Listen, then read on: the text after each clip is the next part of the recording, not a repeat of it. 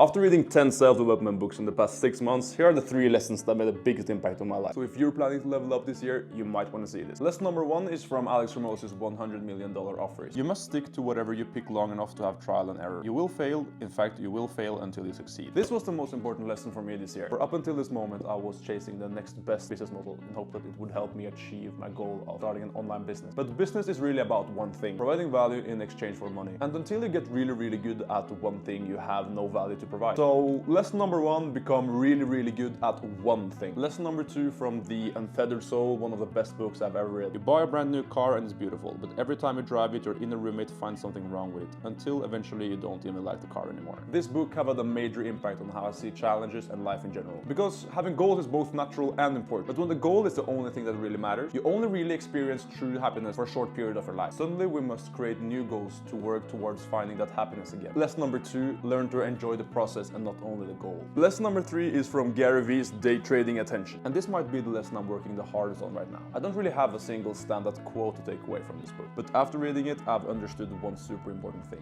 In today's business world, the number 1 skill you need to master is attention. So I'm jumping straight to the lesson here. Always look for where attention is lacking or undervalued, and find ways to leverage that to build your brand and drive sales to your business. So save this video and watch it whenever you feel stuck.